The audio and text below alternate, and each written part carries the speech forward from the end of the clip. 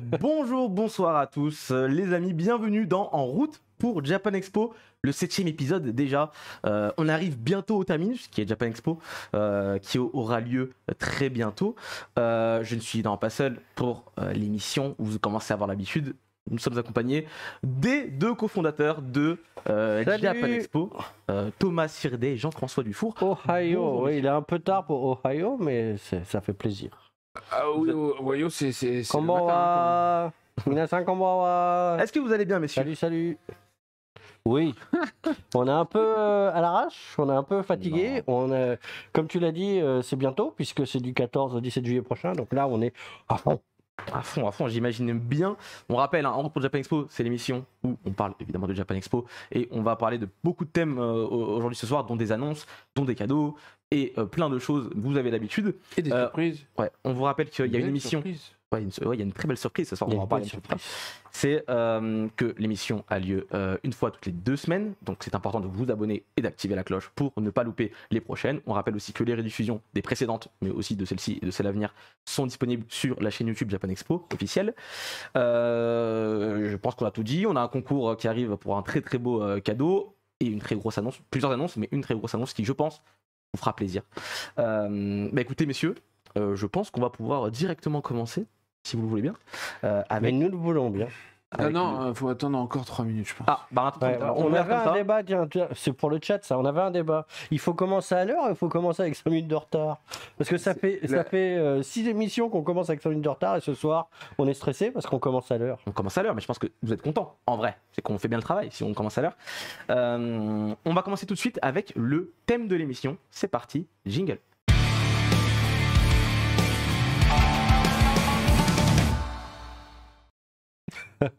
On est parti pour le thème de l'émission, messieurs, dames. Et on commence tout de suite avec un thème qu'on a appelé, ou plutôt que Thomas a appelé, Voilà. ma vie. Non, Ma vie de saisonnier. Exactement. Ma vie de saisonnier. On va parler du coup, vous l'aurez compris, des personnes qui travaillent à Japan Expo. Les gilets rouges. Les gilets rouges. Ils ne sont pas tous rouges, mais. les saisonniers, donc toutes les personnes qui travaillent sur le festival le jour J, peut-être un petit peu en amont, un petit peu après. On va parler un petit peu de comment ça se passe, du recrutement, etc. Et ensuite, vous pourrez poser toutes vos questions et ils y répondront avec plaisir. Évidemment. On commence tout de suite du coup avec, avant le salon déjà, avant d'être dans le salon, en termes de recrutement pour travailler à Japan Expo en tant que saisonnier, comment ça se passe? Alors la première étape en fait c'est que on lance une campagne de recrutement sur internet, puisque maintenant depuis 2016, voire même avant on avait une autre application, mais on a un site super site dédié, donc recrutement.gss-event.com, qui permet en fait aux gens de créer un compte et de postuler sur les différentes campagnes, parce que il y a des gens qui viennent pour une fois, il y a des gens qui viennent pour travailler régulièrement, donc on retrouve sur Paris, sur Japan Expo Sud à Marseille. Pendant des années. Voilà, pendant plusieurs années. Et donc ils ont un compte, nous ça nous permet d'avoir un historique de tout ce qu'on a fait ensemble. Et donc la première étape c'est d'aller sur le site, se créer un compte et donc de répondre à une des campagnes de recrutement qu'on met en ligne. En ce moment, il y en a plusieurs, puisqu'il y a une différence entre les gens qui ont déjà travaillé pour nous et les gens qui n'ont pas encore travaillé à Japan Expo. Et du coup, là, on est vraiment dans cette phase-là où les gens s'inscrivent, on leur fait passer des tests. Jeudi, avec Thomas, on va faire des entretiens. Donc, notamment des entretiens de groupe. Voilà, plusieurs d'un coup comme ça. Okay. Des entretiens de groupe là pour les gens qui sont susceptibles de devenir responsables d'une équipe sur le festival. Mais c'est plutôt sympa, hein. C'est des mises en situation, faut qu'ils parlent un peu d'eux. Ouais. Il faut se présenter, voilà. Et après on fait un petit jeu de rôle de mise en situation. C'est quoi un petit peu le type de personne que vous recherchez, quand même sociable, je suppose, qui n'a pas peur de parler aux gens, j'imagine. De préférence. Il y a des spécificités. On est ouvert à tout parce qu'il y a beaucoup de gens qui viennent à Japan Expo et c'est leur première expérience, ils n'ont jamais travaillé, etc. Et nous, ce qu'on va rechercher, c'est avant tout des gens qui vont effectivement vont être capables d'être agréables, accueillants, qui vont pas avoir peur d'aller vers le public. Des fois, ils vont avoir des missions du style contrôle de billets. Si jamais la personne ne peut pas accéder parce que son ticket n'est pas valable, il faut être capable de parler, lui expliquer ce qui se passe, etc. Donc voilà, et c'est surtout des gens qui ont envie de faire en sorte que l'expérience visiteur soit la meilleure possible. Voilà, on voit quand les gens nous parlent, ils veulent vivre le festival d'une autre manière, voir l'envers du décor. C'est vrai que c'est une aventure humaine assez incroyable. En général, il y a beaucoup de gens qui restent en contact après le festival. C'est quand même une très très grande équipe, hein, parce qu'on est, je vais vous dire de bêtises, mais genre 300, 400, enfin... Ah ouais, cette année, je pense qu'on sera plutôt 450, comme en 2019. 450 personnes qu'on va recruter. Alors, par exemple, cette année, c'est un peu différent parce que la pandémie est passée par là, donc on limite les entretiens, mais les entretiens de groupe dont on te parlait, avant, on en faisait énormément. 5 ou 6 journées à raison de 4 entretiens, donc on devait faire 24 entretiens de groupe avec une vingtaine de personnes, sachant que nous, avec Thomas, on fait partie de la deuxième vague. En fait, historiquement, les gens font un premier entretien avec les chefs d'équipe permanente qui sont là pour voir si effectivement vous êtes débrouillard, si vous êtes capable de parler en public, si vous êtes capable de comprendre un briefing et de le mettre en application derrière. Et si vous passez cette étape, vous passez à la deuxième étape avec nous, où là on rentre dans des choses plus concrètes, parce que la première étape, les gens viennent, on leur a pas encore dit s'ils vont plutôt être à la gestion des accès, s'ils vont être dans la gestion du public, s'ils vont s'occuper des espaces professionnels, s'ils vont être sur une scène. Et donc en fonction du premier entretien, on les oriente en disant lui on le verrait plutôt justement sur l'intendance, on le verrait plutôt en gestion du public. Et nous, dans le deuxième entretien, on va essayer de valider pour voir, parce qu'effectivement si vous êtes à l'intendance, va falloir être capable de brancher une cafetière, de s'en servir. Quand on voit tous les fils là, il faut pas les emmêler. Voilà, de suivre un la plan. même chose sur le festival, mais il faut tout construire très très vite, il faut tout défaire très très vite, et ça doit marcher pour 4 jours. Donc ces équipes-là sont hyper importantes parce qu'il faut que pas qu'il y ait de quoi. Et puis on recherche aussi des gens en amont, c'est-à-dire que là on est en train de reconstituer l'équipe permanente, et puis il y a toujours des aides, donc des gens qui vont arriver 1 ou 2 mois avant pour aider les équipes permanentes, parce qu'on gère énormément de projets, et à l'approche du festival, on ne peut pas tout faire d'un coup. Donc on a des gens qui viennent nous aider comme ça, il y a des gens qui vont venir aussi au stock pour préparer tout le matériel qu'on va emmener sur le festival. Parce qu'on reçoit tout à l'avance, on reprépare, on reconditionne, et ça repart prêt à l'emploi sur le festival. Voilà, et ça, c'est plusieurs semaines de préparation, puisque, in fine, arrivé à Villepinte, c'est 3 camions de 33 tonnes qui sont là, donc on a pas loin de 90 ou 100 palettes, ça dépend des années, quoi. C'est ça. C'est les plus grands camions qu'on peut voir dans le... Si je suis dans le chat actuellement, je veux travailler à Japan Expo, est-ce qu'on peut encore être recruté, participer en tout cas toute la semaine, on peut encore il reste qu'une seule semaine. Aller créer son compte et on a commencé le recrutement en mars. Voilà. Donc du coup, là on est sur les phases d'entretien. Comme on le disait, cette année, il n'y a pas la première phase d'entretien, il n'y a que la deuxième. Donc la première phase d'entretien, c'est un questionnaire en ligne qu'on fait, sous forme de Kahoot, ça je pense que vous connaissez. Voilà. Donc on donne rendez-vous aux gens, c'est comme si c'était un entretien, mais voilà, ils ont 30 minutes pour faire ou 10 minutes, je ne sais plus combien de temps ça dure, pour faire le questionnaire qu'on a préparé. Alors c'est parfois des questions où on a des réponses peu spéciales, parce qu'on essaye de voir la logique des gens. Donc vous trouvez un enfant, hein ? Qu'est-ce que vous faites de l'enfant ? Je le laisse à la consigne, parce que je ne voudrais pas que ses parents le perdent.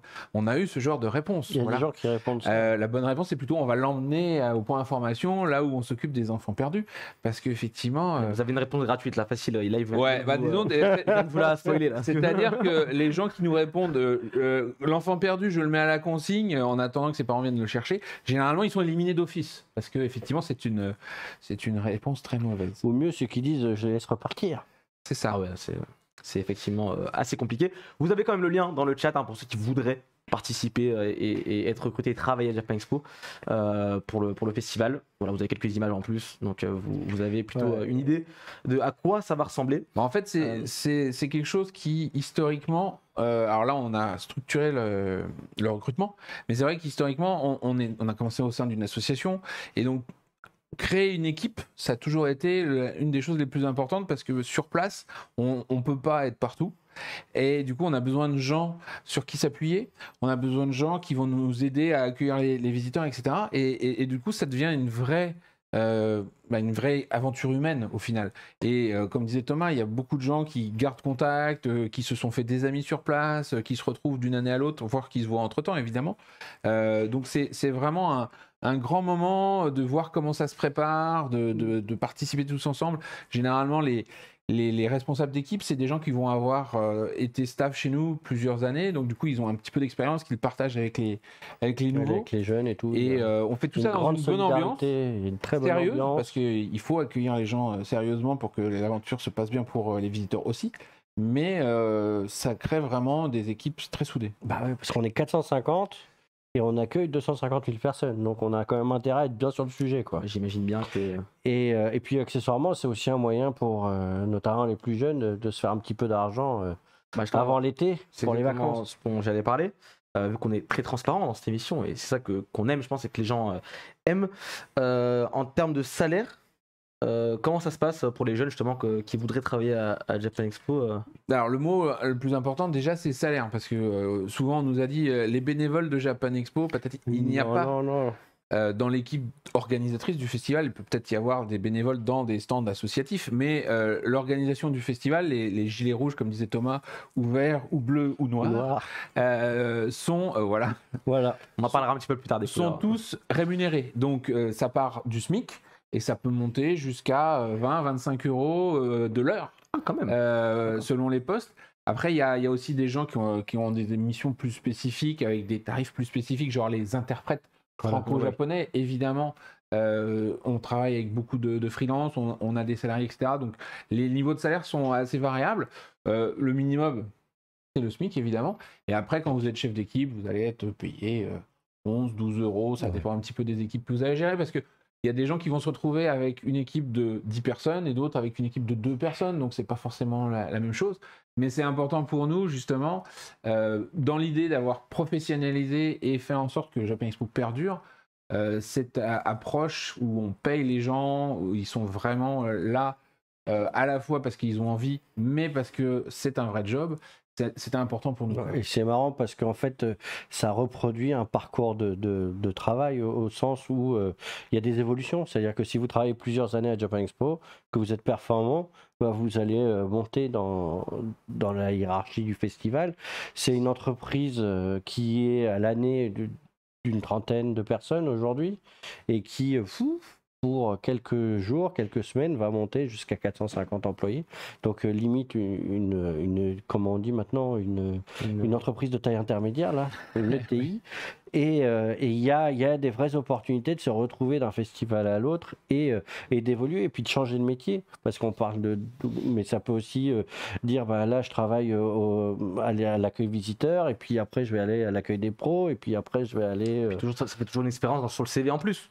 Voilà, pour plus tard. Et c'est une vraie expérience qui est reconnue en plus, hein, parce que, mine de rien, aujourd'hui, le nom de Japan Expo est quand même existant, quoi. Et donc, ça fait sur le CV une ligne où on peut dire, bah voilà, j'ai fait ça, et c'est un marqueur, quoi, comme quand on participe, qu'on montre qu'on a envie de participer à des gros efforts d'équipe. C'est un bon moyen de revendiquer justement ce sens du travail d'équipe, ce goût pour le travail un peu acharné, hein, parce qu'il faut quand même se donner pendant l'organisation du festival. Alors, sachant que là, on parle beaucoup de premier job, de job d'été, etc.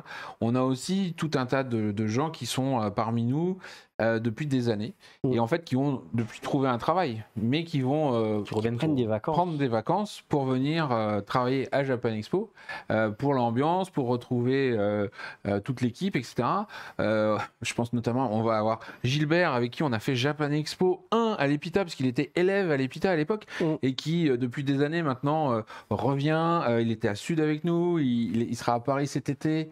Voilà, on en a quelques-uns comme ça. Voilà, Damien, il est master kinésithérapeute, mais il va s'occuper des dégâts à Japan Expo, des choses comme ça. Donc on a vraiment tous les profils et on en a plein. Parce que les anciens, là, on était en train de faire le point tout à l'heure, sur les gens qui ont déjà travaillé, qui veulent revenir, on était à 177 personnes qui postulaient.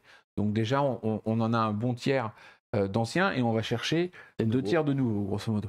C'est ce qui est bien en plus, c'est qu'on trouve des jeunes, des moins jeunes, des filles aussi, des garçons. Ah oui. Et ça c'est aussi une bonne chose pour le festival, je pense. Et dans l'équipe, les filles sont souvent plus nombreuses.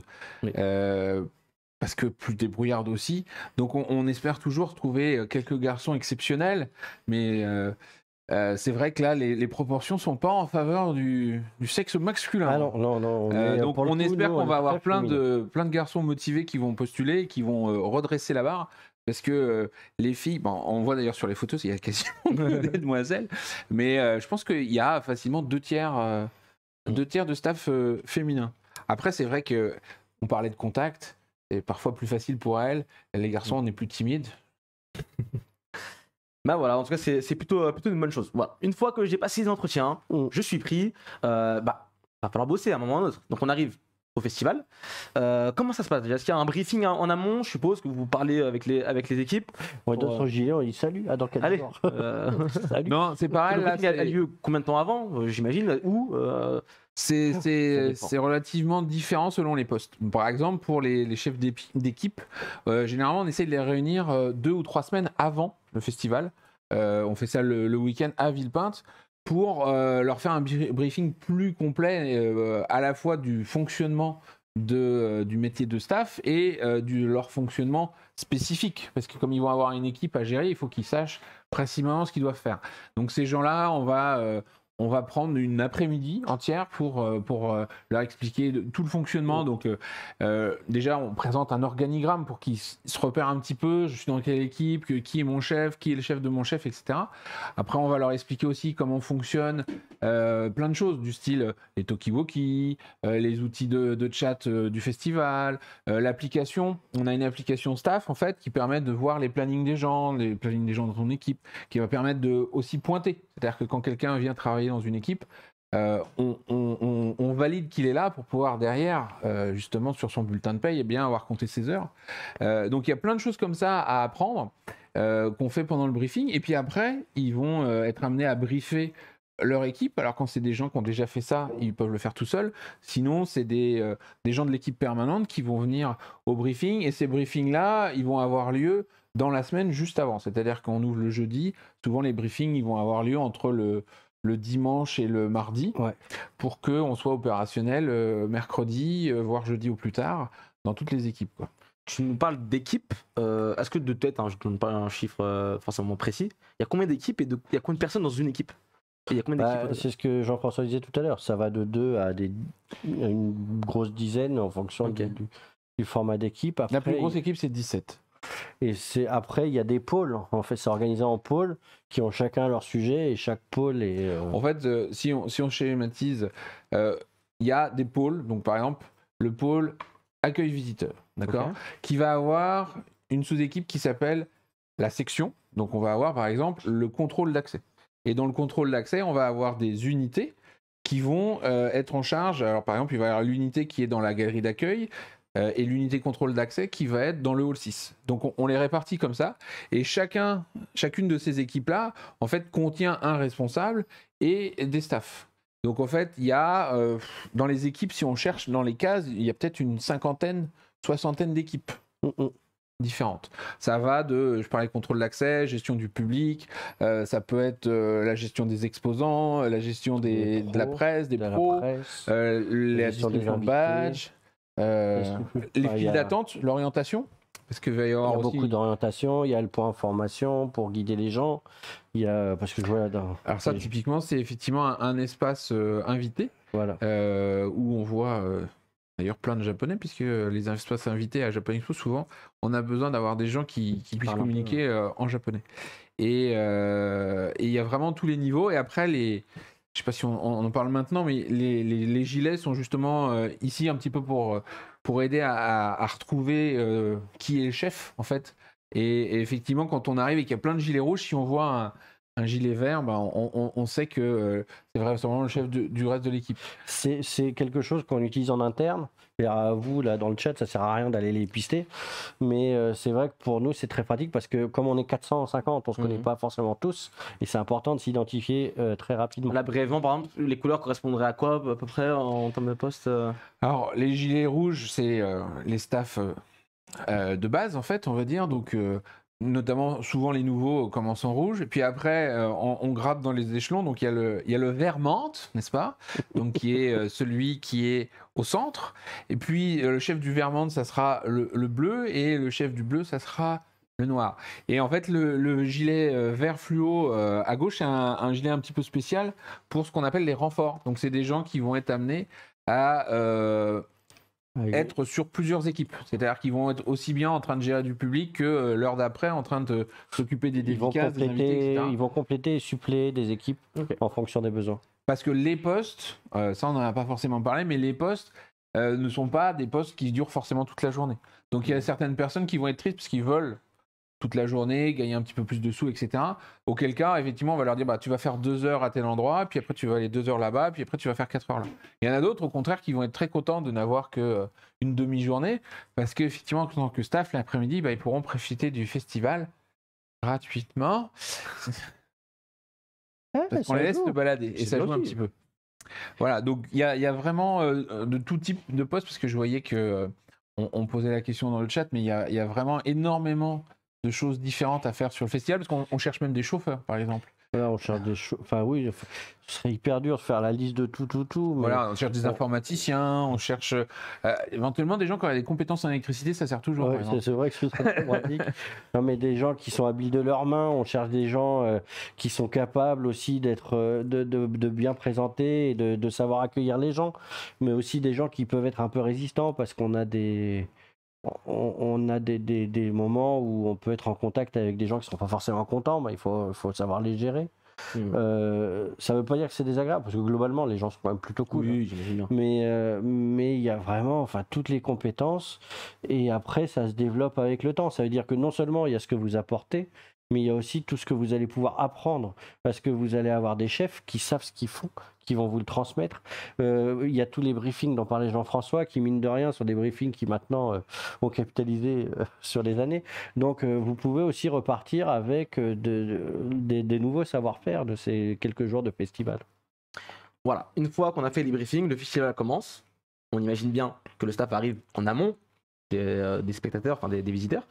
Ils arrivent après combien de temps avant? Comment ça se passe un petit peu vraiment le jour J à l'ouverture? Bah alors avant l'ouverture du coup. Avant l'ouverture, il y a toute une phase d'installation. Donc là, on va être sur place une petite semaine avant, grosso modo, pour préparer tous les espaces. Et puis après, le gros du staff n'arrive que le jeudi. Ils sont venus en briefing quelques jours avant. Mais pendant le montage, on n'est pas 450. Pendant le montage, on va être une petite centaine. Et puis après, c'est effectivement arrivé le jeudi matin. Généralement, comme on disait, on les a briefés avant. Donc quand ils arrivent, ils savent où ils doivent aller, qui ils doivent retrouver, parce qu'ils ont déjà vu leur responsable.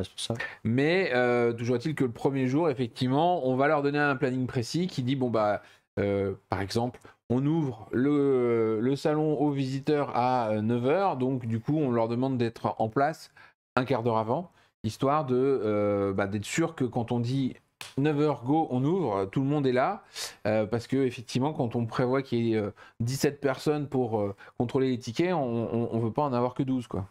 D'accord. Et du coup, voilà, les visiteurs rentrent à Japan Expo, va falloir les accueillir, et pendant 4 jours, non-stop, on aura du coup plein de personnes qui vont travailler à Japan Expo. Est-ce qu'il y a des choses spécifiques qu'il faut savoir? Bon, il y a le point d'information pour ceux qui voudraient se renseigner sur où et quoi, comment. Pour la billetterie également, j'imagine, par la billetterie. Cette année, il n'y a pas de billetterie du coup, vu que on rappelle, hein, sur le site uniquement et sur les points de vente autres aussi. En termes aussi de gestion des invités, un petit peu comment ça se passe pour est-ce qu'il y a des saisonniers qui gèrent les invités, ou c'est vraiment des personnes? Non, il y a beaucoup de saisonniers. Après, comme on parlait d'accompagnateurs, c'est plutôt là très spécifique. On va peut-être mettre une personne avec un artiste, mais autour de ça, il y a besoin d'un cadre, justement, de gens qui vont gérer en disant, tiens, s'il y a un changement de planning, il faudrait que j'inverse tel interprète avec tel autre, je vais lui réserver un taxi. Ah non, j'ai un chauffeur qui est là, donc c'est bon. Donc il y a des gens qui passent leur festival à rematcher le planning des invités avec les ressources qu'on a en fait. Et puis, mine de rien, il y a aussi du back-office. On n'en a pas beaucoup parlé, mais on a des staffs pour gérer les staffs. Donc, parce que quand on est 450, il y a toute une logistique. Donc, on a un espace qu'on appelle notamment l'équipement staff, où il y a des gens qui sont là pour le matin te donner ton gilet, le soir le récupérer, te donner un toki si tu en as besoin, garder ton sac à dos parce que tu es venu avec les casquettes renforcées. Mettre ton repas au frais parce que tu as amené ton repas, etc., etc. Donc, on a toute une équipe à côté en RH et en suivi des staffs qui est relativement importante.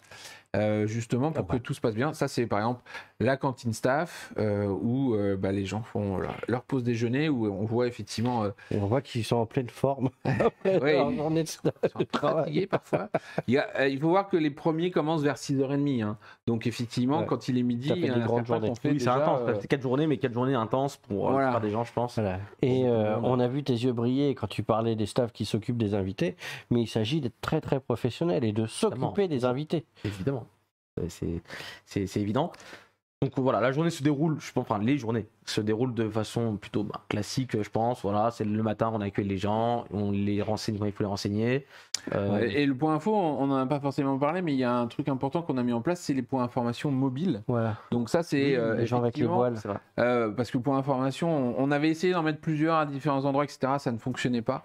Donc on a un point d'info central et puis on a une dizaine de personnes qui vont être briefées justement pour être capables de renseigner et qu'on envoie, on envoie aux endroits stratégiques. Donc le matin ils vont être plutôt près des entrées, puis après ils vont s'approcher des selles, etc. Et puis le soir ils vont nous aider à gentiment diriger les gens vers la sortie, sachant qu'effectivement c'est des gens, là on les voit avant, on fait un tour de tout le festival pour qu'ils repèrent les endroits stratégiques, genre les toilettes, la sortie, les endroits de restauration et autres.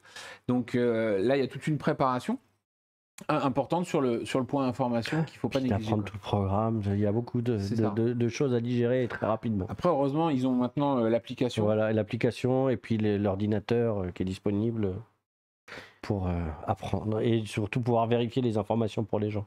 Très bien. Les 4 jours se passent, on arrive à la fin du festival, les visiteurs commencent à sortir de l'expo. Qu'est-ce que font les saisonniers à ce moment-là? Est-ce qu'ils remballent tout, c'est ça?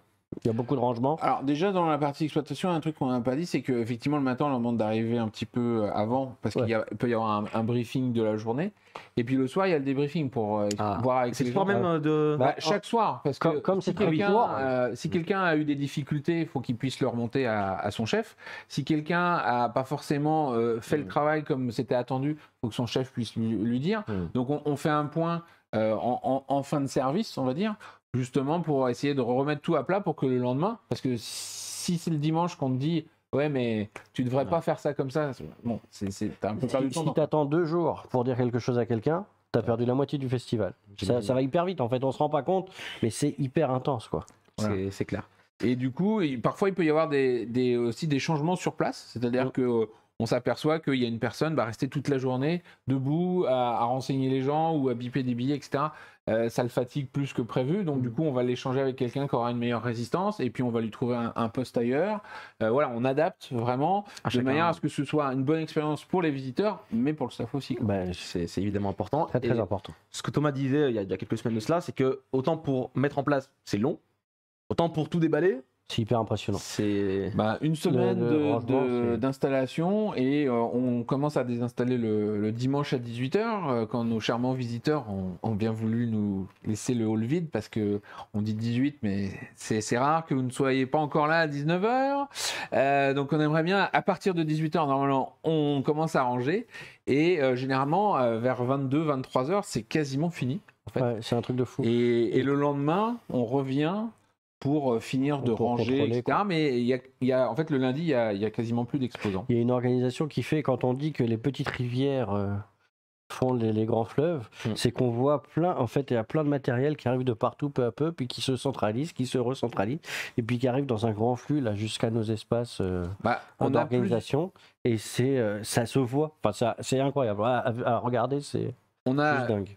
Une équipe démontage qui est répartie et qui va en fait déployer plein de petites équipes partout sur le festival, qui vont aller dans chaque scène pour récupérer le matériel, qui vont aller dans chaque espace qu'on a installé pour préparer le rangement du matériel et qui vont tout ramener sur notre centre d'opération pour qu'on puisse derrière préparer les palettes et du coup le chargement du camion. Et du coup, pendant ce temps-là, tous les prestataires sont en train de démonter les machinés et tu vois vraiment tout qui revient et puis qui est rangé, alors nettoyé, rangé.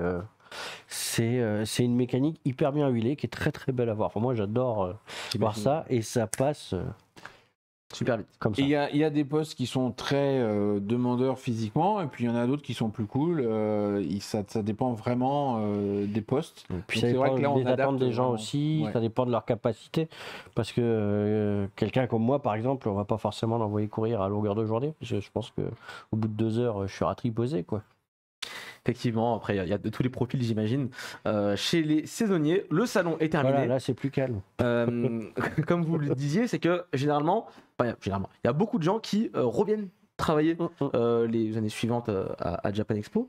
Comment vous l'expliquez ça, que les gens aiment autant travailler à Japan Expo? C'est la dimension humaine dont on parlait tout à l'heure. Ça veut dire que d'une part, il y a l'attrait d'un revenu, il y a l'attrait de la découverte de quelque chose, mais derrière, il y a vraiment une espèce de grande famille comme ça, des saisonniers du festival qui se retrouvent, qui s'échangent. Et quand on vit quelque chose d'intense, où on est fatigué, mais par contre, ça fait sens tout de suite parce qu'on voit instantanément le résultat, en fait, ça donne vraiment un sens profond à ce que vous faites.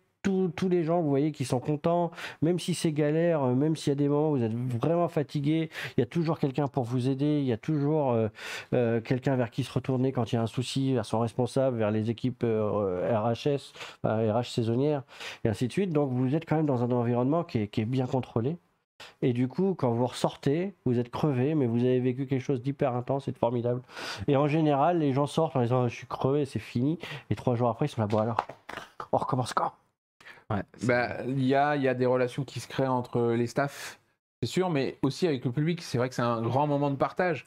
Beaucoup de gens qu'on voit en entretien disent je veux être staff Japan Expo pour partager ma passion. Ou alors j'ai adoré la façon dont j'ai été accueilli à Japan Expo, j'ai envie de rendre l'appareil à d'autres staffs, etc., à d'autres visiteurs. Donc ça crée une synergie, et puis quand tu as goûté à ça, à l'envers de décor, à l'adrénaline qu'il y a, de voir l'événement, de voir l'excitation des gens dans la salle, où tout d'un coup il y a l'invité qui arrive et tout le monde fait « Waouh, c'est super !» Bon, quand t'es là et que tu t'assures que tout se passe bien, il y a vraiment une certaine fierté, tu es content du travail accompli, etc. C'est ça, c'est que tu vois directement le résultat de ton travail sur le regard des gens, le sourire des visiteurs. Instantanément. Et ça, je pense que ça doit être assez sympathique. Et pour les permanents, c'est encore autre chose, parce que ça fait parfois 1 an qu'on travaille dessus. Donc c'est encore plus excitant, c'est encore plus fatigant souvent, mais par contre, c'est riche en émotions, quoi. Souvent, on a derrière, alors moi ça m'arrive le mardi ou le mercredi, on a le blues du Japan Expo, c'est que là tout d'un coup il y a tout qui redescend. À l'année prochaine.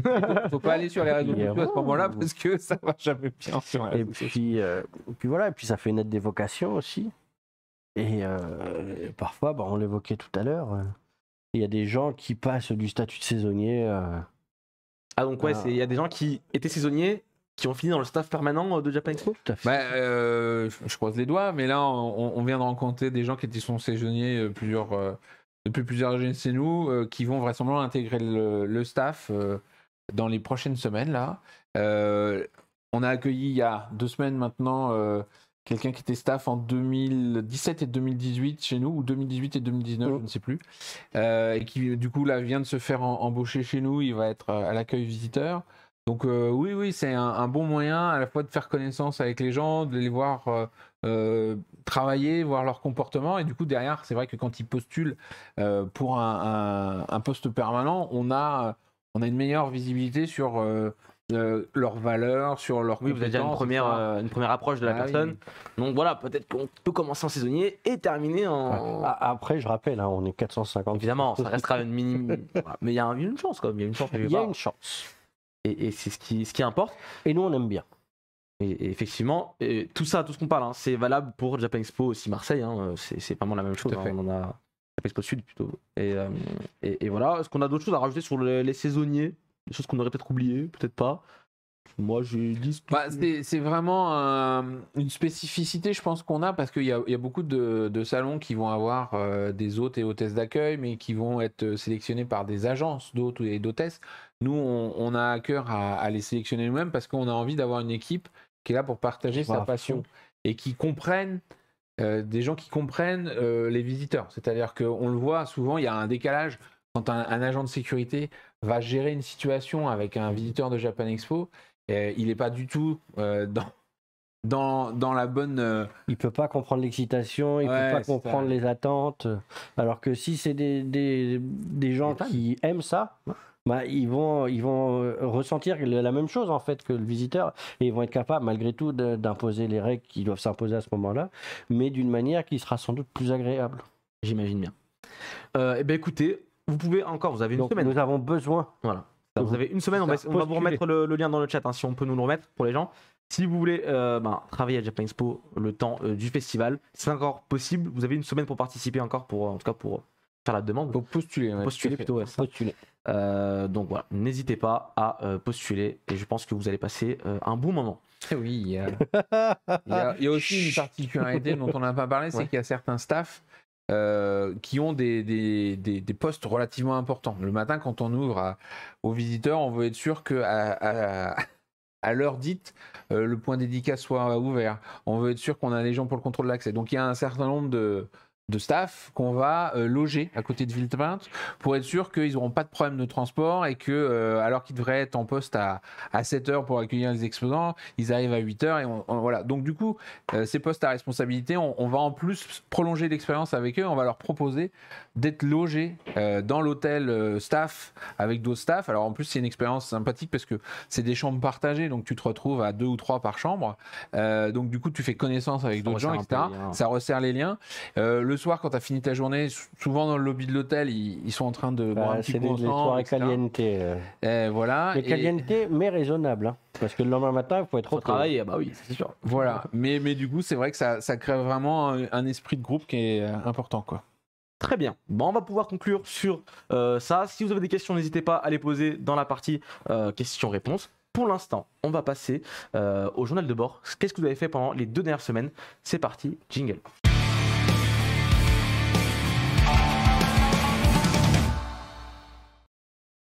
On est parti pour le journal de bord, ce que ces messieurs et toute l'équipe de Japan Expo ont fait tout au long de ces 2 dernières semaines, donc depuis la dernière émission. Et il me semble que vous avez beaucoup bossé. C'est ça. Voilà, devant mes yeux. On s'est bien donné. Il y a des choses plutôt sympathiques. Il me semble que on assiste aujourd'hui à un grand changement, un changement majeur pour Japan Expo. C'est ça. Et ce qui nous a pris pas mal d'énergie ces dernières semaines parce que vous allez le découvrir. C'est quelque chose de relativement important, qui nous trottait, qu'on avait en tête depuis quelques temps. Le dernier festival, c'était les 20 ans. Ouais. Quand t'as 20 ans, tu réfléchis, quoi. Tu réfléchis, et je pense que vous avez réfléchi et vous avez pris une décision. On va vous laisser découvrir ça avec une courte vidéo et on va en parler juste après. C'est parti.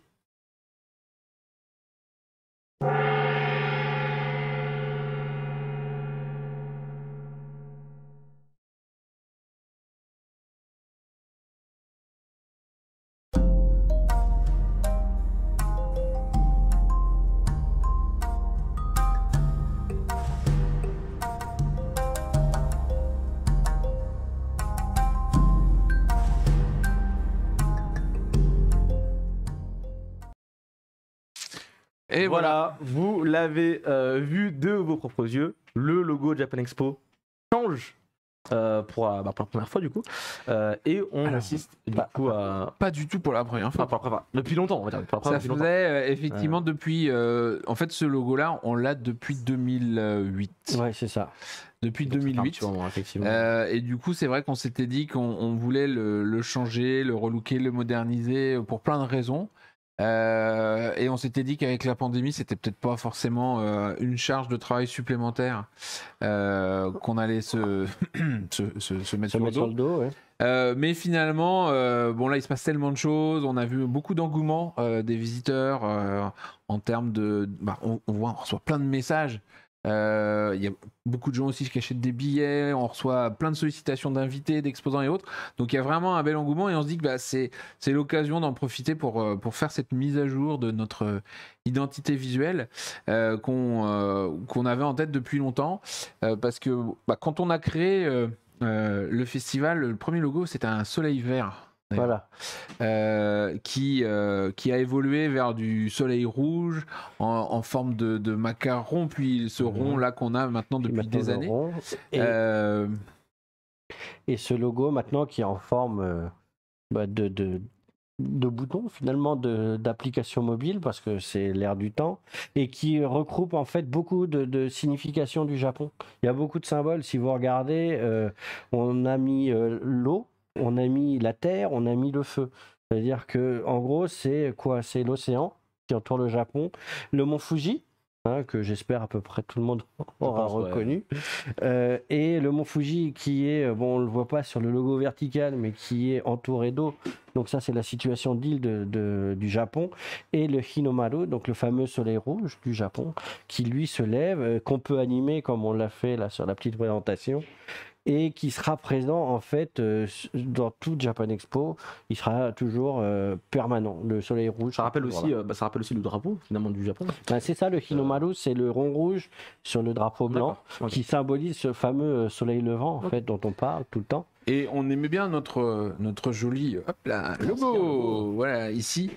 C'est mieux comme ça. Il est iconique. Hein, voilà. Il était iconique, mais il avait un petit défaut, par exemple, c'est que quand on le déclinait pour Japan Expo Sud, on a eu cette bonne idée de changer le rouge en vert. Sauf qu'en fait, la couleur de base du Japon, c'est le rouge. Et le soleil rouge, le fameux soleil rouge.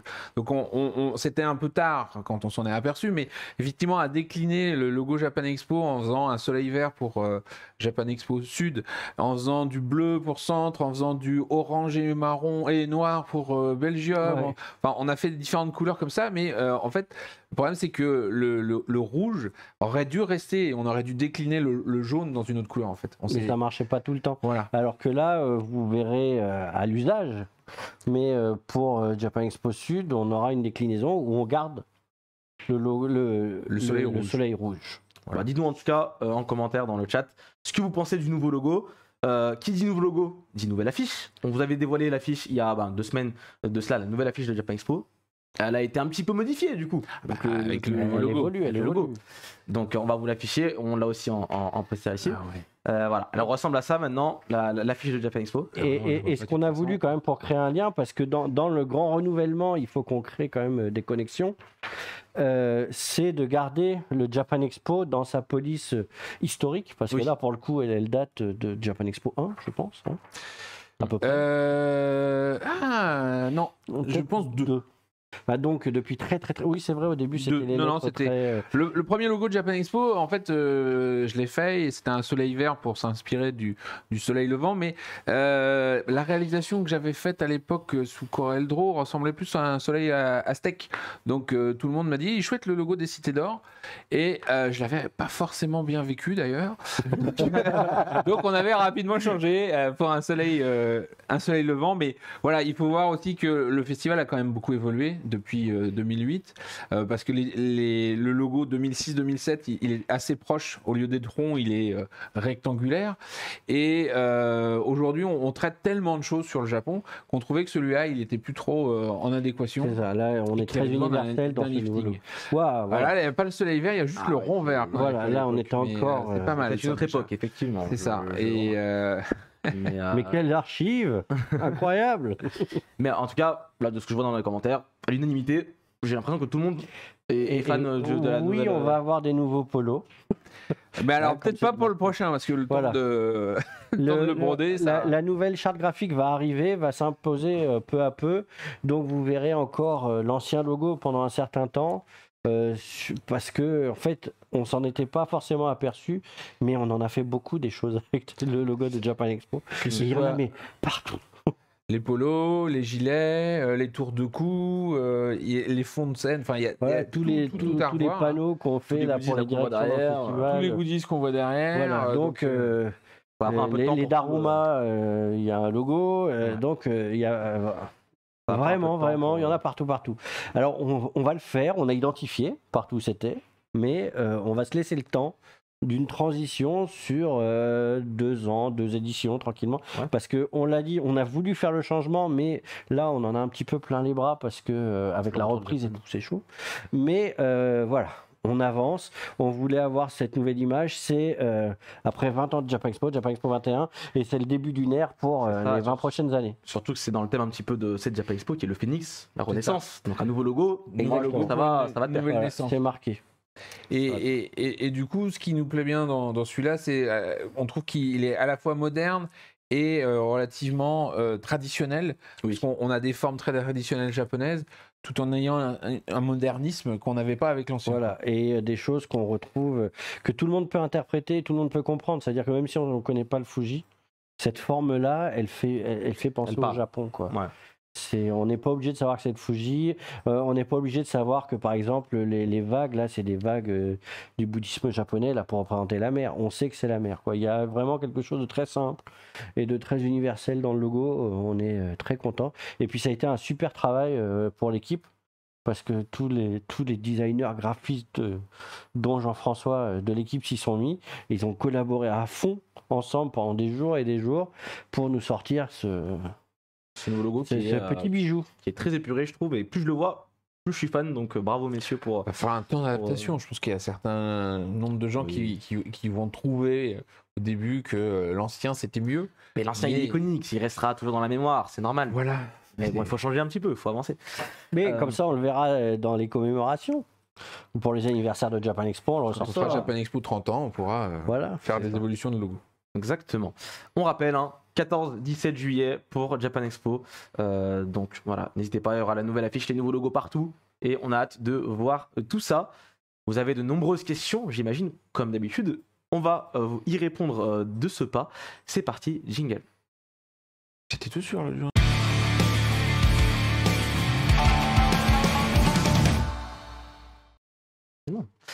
C'est les questions-réponses, messieurs, dames. Voilà, je vous laisse poser vos questions désormais. On va y répondre. On va y répondre tranquillement tous ensemble avec les deux messieurs à ma gauche.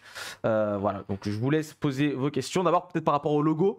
Moi, je me demandais pourquoi avoir regardé, par exemple, le Japan Expo de la même police qu'avant. C'est la continuité. Ouais. Alors, on voulait le changement dans la continuité, voilà. Effectivement. Et en fait, on a cherché plein de polices. Celle-là, on l'aimait bien parce qu'elle fait très calligraphie japonaise. Et on n'a rien trouvé qui était aussi marquant. Et du coup, on trouve vraiment... Autant le soleil, on trouvait qu'il avait besoin d'être modernisé. Autant là, on a changé l'ombrage, des choses comme ça. Mais on avait fait plein d'essais. Et au final, on est toujours revenu. Après, on est sans doute secrètement très très amoureux de cette police, mais ça permet de faire un lien parce que le nouveau logo est très très différent de l'ancien. Donc au moins là, on sait tout de suite où on est. Le Japan Expo écrit comme ça. On parlait d'iconique, on est à fond dedans, quoi. Et oui, pour cet Ali Pixie, on enverra le nouveau logo pour intégrer dans les overlays. On va le diffuser un peu partout. Voilà, ce sera diffusé à qui il faut. On gardait la primeur pour ce soir et puis dès demain il va y avoir des press kits un peu partout, sans souci. Alors, on a Midogi qui a une question très précise. Pour les personnes qui sont invitées, est-ce qu'on peut y rester après le festival pour visiter les stands ? Je pense qu'après, quand c'est fermé. Après le festival, après la fermeture. Après la fermeture, de ce que je c'est comprends. fermé. Disons qu'après la fermeture, si vous avez un badge ou un bracelet exposant, vous avez un petit peu plus de temps, puisqu'il faut notamment laisser le temps aux exposants de ranger leur stand, de le préparer pour le lendemain, etc. Donc il y a une tolérance. Mais la sécurité, elle n'aime pas trop qu'il y ait plein de gens qui se baladent parce que c'est un moment un peu sensible où il pourrait y avoir de la casse, des vols, etc. Donc ceux qui peuvent rester pour travailler sur les stands, c'est vraiment ceux qui ont les et pour Thalie, si elle veut visiter, vaut mieux qu'elle vienne plus tôt le matin, avant l'ouverture, où tout le monde se met en place, etc. Plutôt que rester le soir où tout le monde est fatigué. Et tout le monde a envie de rentrer vite pour se préparer pour le lendemain. J'ai vu une question de Snoopy qui demandait qui a créé le logo en interne dans l'équipe vraiment. Donc ce que j'ai compris, c'est une sorte de, c'est l'équipe. C'est tout le studio graphique. Il y a combien de personnes qui travaillent dans ce? Alors là, on peut les citer. Il y a Benoît et Geoffrey qui ont beaucoup travaillé dessus. La version qu'on a finalement retenue, c'est moi. C'est moi qui l'ai faite, mais parce que j'ai été inspiré par ce qu'ils avaient fait. Et voilà. Et après, ils ont fait les finitions et tout ça parce que moi j'avais fait un peu brut. Et voilà. Et donc du coup, c'est vraiment un travail d'équipe. Et puis j'en profite pour faire coucou tout le studio graphique avec qui on travaille beaucoup en ce moment et je suis très content d'avoir cette nouvelle équipe qui apporte aussi des nouvelles idées et qui est super sympathique, dynamique. GG les gars, comme on dit chez les pour jeunes. reprendre ce qu'avait dit un invité ici, je crois que c'est peut-être la meilleure équipe en fait. Non On va continuer parce qu'il a mis le dawa après. Quand François est venu pour parler de la programmation, il a dit que l'équipe programmation était la meilleure équipe et du coup depuis en interne c'est la bagarre. On a Moon Monaco qui demande le nouveau logo sera-t-il disponible en goodies? Apparemment, il y a des fans du logo. Bien sûr. Oui. Bien sûr, on a déjà commencé à travailler sur les logos, sur les badges, sur le design de tous les badges, des affiches. On parlait tout à l'heure, je voyais des tote bags, effectivement, pour les gens qui vont avoir pris un billet Zen ou Zen Plus Confort. Les tote bags seront avec le nouveau logo. Bon, il va y avoir plein de trucs avec le nouveau logo comme ça. On ne sait pas encore tout ce qu'on va faire au niveau des produits dérivés. Mais effectivement, il y aura forcément le petit badge souvenir avec le logo Japan Expo. L'ancien logo marchait déjà bien, donc on imagine que le nouveau, cette année, il y aura certaines Pas de attentes. problème, ouais. C'est ça, et j'ai vu aussi. Au contraire. J'ai vu des questions concernant les pancartes qui seraient derrière vous là. À terme, évidemment, qu'elles changeront avec le nouveau À logo. terme, voilà. Voilà, c'est pas demain non plus, mais chaque chose en son temps. ça arrivera, ne vous inquiétez pas. Ça arrivera. Et dans la campagne de soutien, on pourra mettre en vente peut-être les polos violets. Il y a des gens qui voulaient les acheter 5 000 €. Je crois. Voilà. Bah maintenant ils sont plus. Ils décotent un petit peu, ils décotent, parce que c'est Allez, pas le bon logo. 4005. On verra, on en discutera un petit peu après l'émission si vous voulez. Nathaniel84 qui dit bonjour, j'ai eu un bébé entre la première Japan Expo annulée et celle-ci, déjà félicitations. Et elle demande si elle a un billet confort et qu'elle voudrait amener son bébé pour l'accompagner, est-ce qu'elle peut? Ça dépend de l'âge du bébé, mais si c'est annulé ici, je pense que c'est un petit bébé, donc il n'y aura pas vraiment de souci. Simplement à l'entrée, quand vous arrivez, il faut demander, parce qu'on comptabilise toute personne qui rentre, même quand c'est un bébé de 2 ans. C'est la réglementation. Il est comptabilisé. Donc simplement avant de rentrer, il faut récupérer une invitation pour les enfants. Qui est distribuée à l'entrée juste après le contrôle Vigipirate. En fait, il y a l'assistance visiteur qui donne les invitations. On vérifie, oh, il est tout petit, tiens, voilà. Parce que c'est gratuit pour les moins de 8 ans, mais il faut quand même qu'on les comptabilise. Voilà. Donc, il n'y aura pas de souci. Après, effectivement, dans le lounge confort, il y a une place limitée. Donc, il ne faut pas venir avec des trop grosses poussettes et choses comme ça, parce que c'est pas non plus une nurserie. À partir du moment où vous faites attention aux autres, il n'y a vraiment aucun problème, vous pouvez venir avec votre enfant, et au contraire, à la limite, ça vous fera un petit havre de paix. J'imagine bien. On a Shinai Fujino qui demande quand y aura-t-il une mise à jour de l'application sur iOS? Bah, maintenant qu'on a fait le reveal du logo. On attendait de faire le reveal du logo parce qu'il faut savoir que quand on change l'icône d'une application sur iOS, il y a toutes les validations Apple qui rentrent en jeu, donc on ne voulait pas publier la nouvelle version et republier avec le nouveau logo pour qu'à chaque fois on perde 15 jours, 3 semaines de validation. Donc là, il y a des petites corrections qui étaient en cours, la mise à jour du logo, donc je pense que on touche du bois, mais d'ici la prochaine émission, donc d'ici 15 jours, on devrait avoir les deux, l'iOS et l'Android, disponibles dans leur nouvelle version. Par contre, il faudra bien aller la rechercher dans le store, parce que comme c'est une mise à jour logo et tout, il faut repointer dessus, la revalider.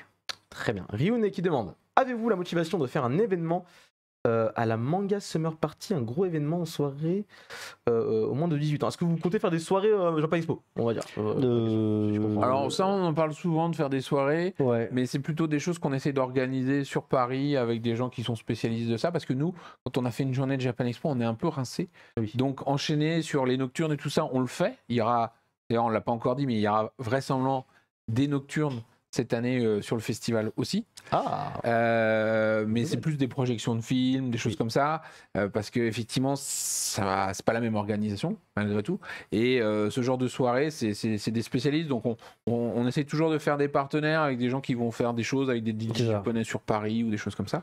Voilà. Et début juillet, on aura un fan event, sur Paris. Et on en parlera un peu plus quand on aura le détail de la programmation, mais pour avoir un petit bout de festival avant le festival. D'accord, très bien. Pour ceux qui sont chauds.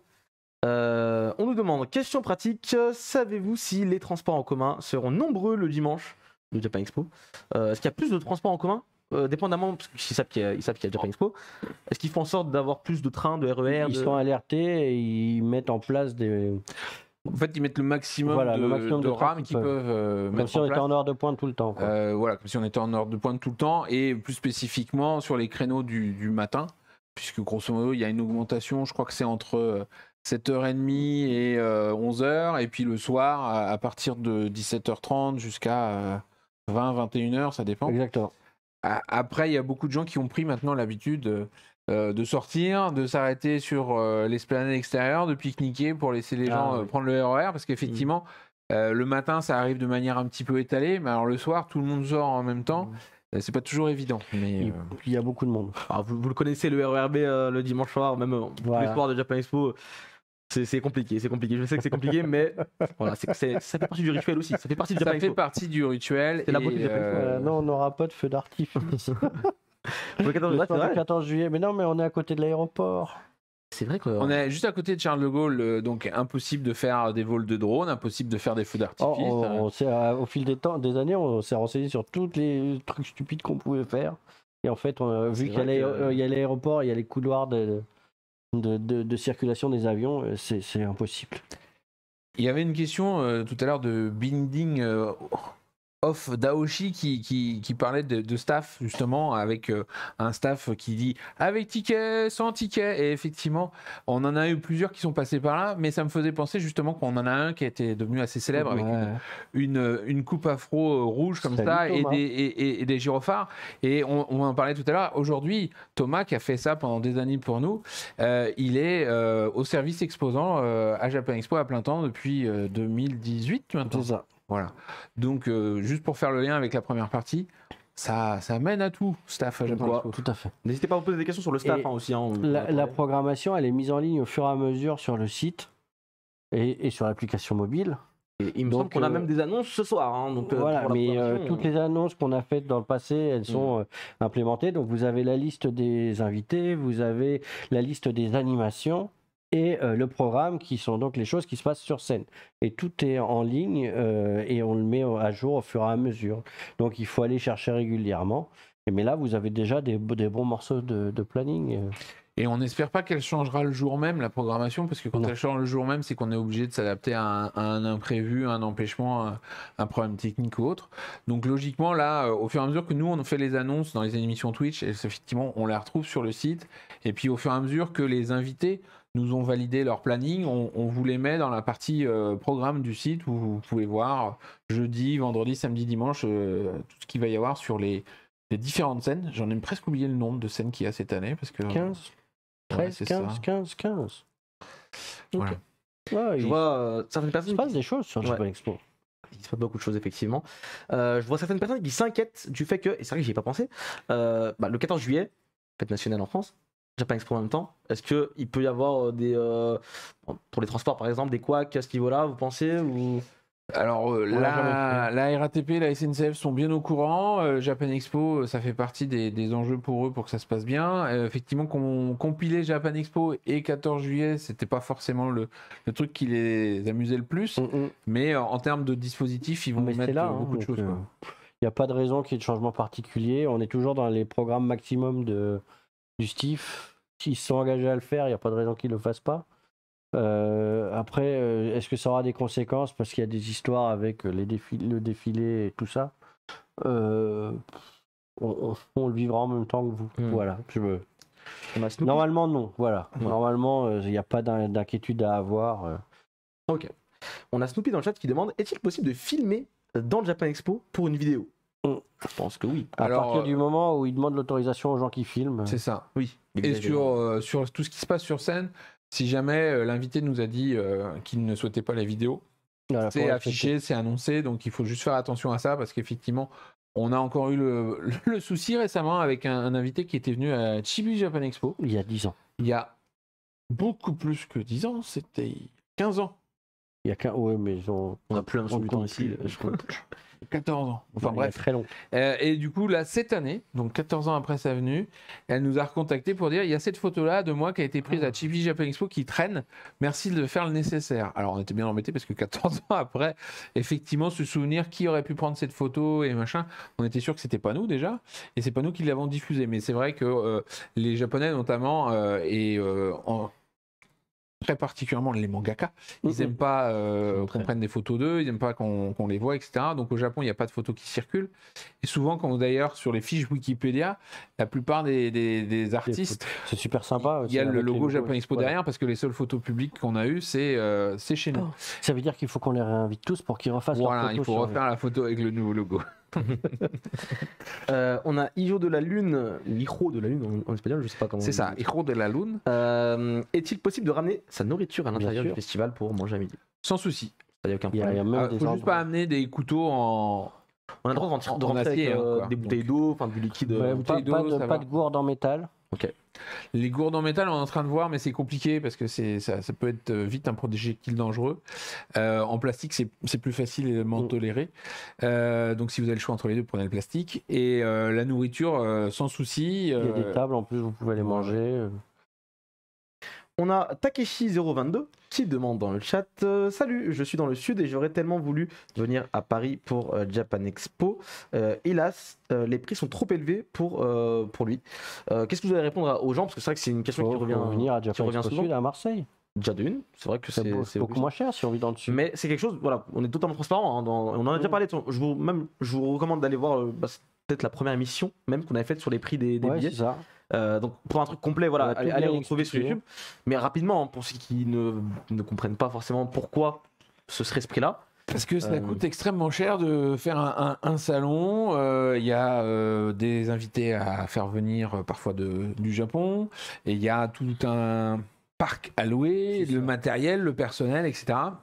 Donc il y a des centaines d'animations, entre 15 et 17 scènes de programmation. 450 saisonniers. 450 saisonniers, tout le monde est payé, ce qu'on disait. Donc c'est hyper important. Mine de rien, voilà, c'est la somme de tout ça qui fait que on finance la production de l'événement grâce à la billetterie qu'on vend, notamment. Pas que, il y a les exposants aussi, mais notamment, et c'est notre source principale de revenus. Donc, si on n'a pas la billetterie, on ne peut pas avoir la qualité d'événement qu'on fait. Sachant en plus que si on regarde comment ça se fait dans le reste du monde entier, on est plutôt pas cher en fait par rapport à tout ce qu'on propose si on se compare aux États-Unis ou à d'autres pays. Aux États-Unis, le prix il est quasiment 3 fois ce qu'on propose. Et ils n'ont pas forcément plus d'animation et d'activité aux États-Unis que nous, voire certainement moins.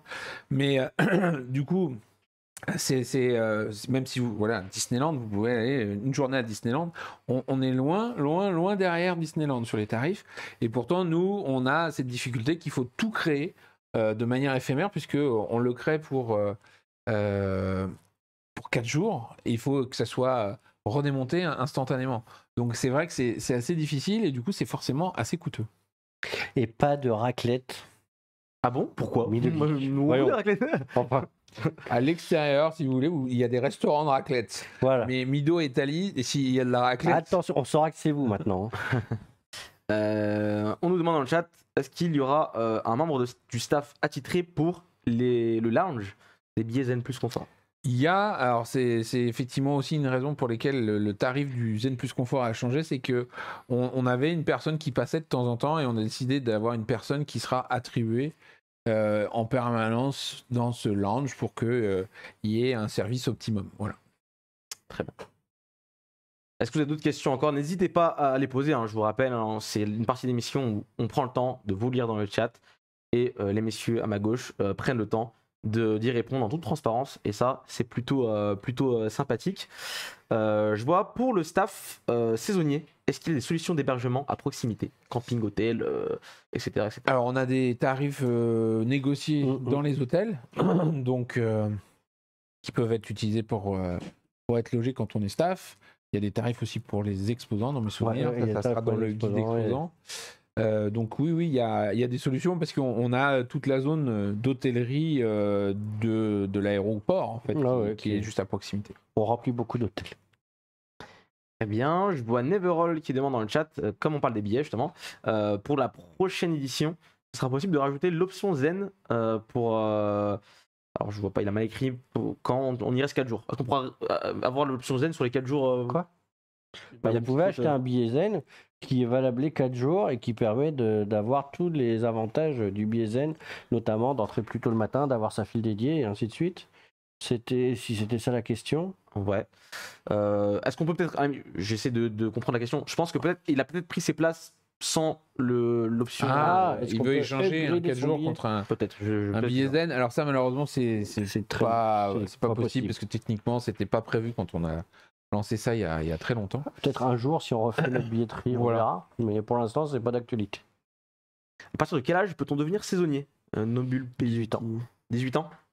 C'est la majorité. C'est ça. Très bien.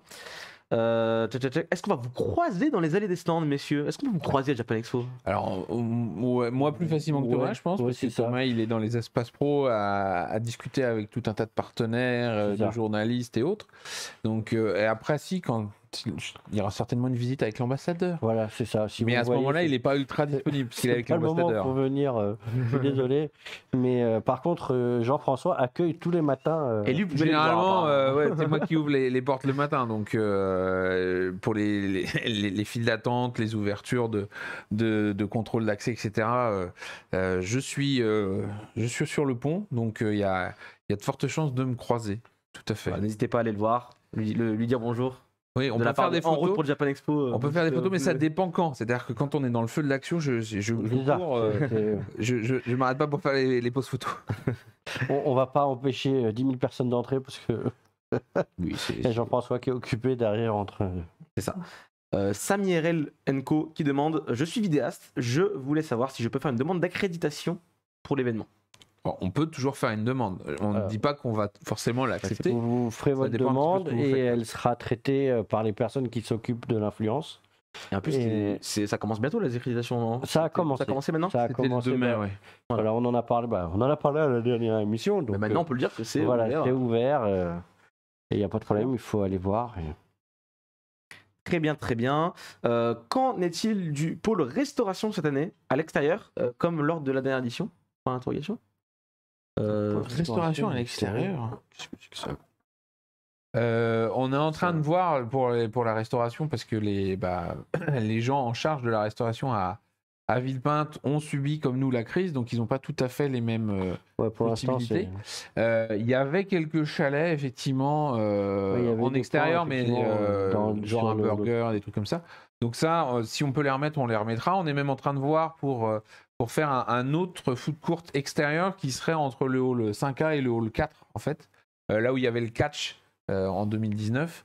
Mais pour l'instant, c'est des questions de sécurité parce qu'effectivement, il y a les normes de sécurité en 2 ans ont aussi évolué, etc. Donc tous ces trucs-là, c'est compliqué de valider. Mais si on peut, on aime bien nous le côté Matsuri des restaurants. Nous, notre rêve, ce serait d'avoir des ribambelles de petits yatai où tu peux manger à la japonaise, mais c'est pas simple à mettre en place. Super. J'avais vu une question et je l'ai perdue. J'avais vu une question intéressante et je ne la retrouve plus. Ah, au secours. Ah oui, Zibi Game 8 qui demande. Alors, moi, c'est des choses que je n'ai pas forcément vu dans le salon, mais apparemment, ça a lieu. Que pensez-vous des personnes qui font des activités particulières, entre guillemets? Il parle plutôt des personnes qui font des petites bêtises, des batailles d'eau, du volleyball apparemment. Voir d'autres choses. Ça, généralement, ça finit avec les agents de sécurité parce que c'est pas le lieu interdit, pour faire ça, parce que ils peuvent jouer entre eux. Ouais. Mais dans ce cas-là, où ils ont moyen d'aller dans un parc ailleurs pour venir à la Japan Expo. Une bataille d'eau, ça peut toujours mal finir. Il suffit de glisser. Tu mets de l'eau sur le stand d'un exposant qui va perdre sa marchandise ou quoi que ce soit. C'est pas une affaire d'interdiction. Là, c'est une affaire de bon sens. On est dans un lieu bon comportement, où on est de bon comportement. En France, on dit toujours que la liberté des uns s'arrête là où commence celle des autres. Et ben là, on est exactement dans ce genre de choses. C'est que on est là pour s'amuser tous ensemble pour faire des choses qui sont liées à l'activité du festival. Donc des choses exotiques où les gens ils commencent même pour rigoler à se titiller machin, ça c'est pas bien parce que vous embêtez les gens autour. C'est pas un peu nul quoi. Ça déjà par exemple nos amis qui aiment les free hugs, on trouve ça sympa, mais par moments ça abuse un petit peu sur les chenilles, les trucs comme ça, et ça devient gênant pour les autres. Donc nous, notre limite, c'est ça, c'est quand tout est fait dans une bonne ambiance, pourquoi pas, quand ça commence à gêner une partie des visiteurs, on dit stop, quoi. Voilà. D'accord, très bien. Si tu veux, on peut prendre la question de Nighty Tessa, parce que j'ai l'impression que Nighty Tessa est une nouvelle venue et qu'elle se pose plein de questions sur comment c'est. Et donc, elle demande notamment en termes d'exposants, qu'est-ce qu'on a. Alors, on a vraiment de tout, Voilà. puisqu'on va avoir des éditeurs, des dessinateurs, on va avoir des éditeurs de jeux vidéo, de livres, etc. Mais on va aussi avoir des boutiques qui viennent vendre des goodies, qui vont venir vendre Les boutiques cosplay, des choses spécialisées dans les le cosplay, la artisans. musique, les artisans japonais. Donc c'est extrêmement varié, il y a à peu près de tout, on essaye d'avoir vraiment le Il y a maximum énormément de de jeunes créateurs, des stands de Tout à passion. fait. En tout, il y a 900 exposants. Donc, il y a de quoi les visiter. Et en plus, il faut naviguer entre les exposants, plus toutes les animations, plus toute la programmation.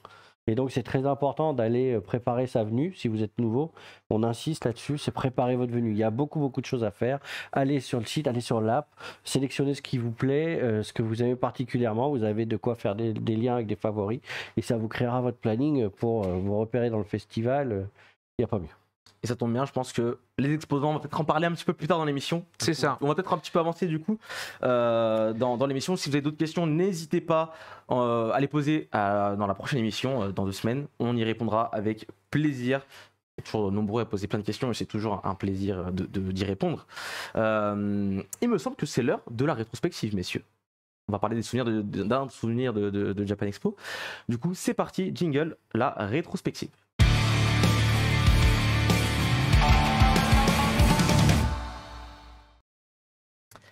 Vous savez, Japan Expo, maintenant, ça existe depuis un petit moment et des histoires, ces messieurs à ma gauche en ont vécu plutôt pas mal.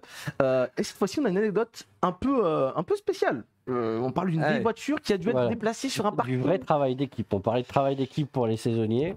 Voilà. Non, ouais, c'est effectivement quand on préparait l'émission et qu'on parlait du parcours des saisonniers et on cherchait une anecdote et donc je me suis permis de remémorer cette fameuse séquence puisque on était, on doit être en 2008 je pense, on était en train de faire des entretiens pour voir les possibles saisonniers et du coup on était sur le parking devant les bureaux en fait et il y a des gens parmi ceux qu'on interviewait qui commençaient à nous dire non mais nous on peut tout faire, on peut vous nous dites n'importe quoi, moi s'il faut que je déplace des pianos, etc.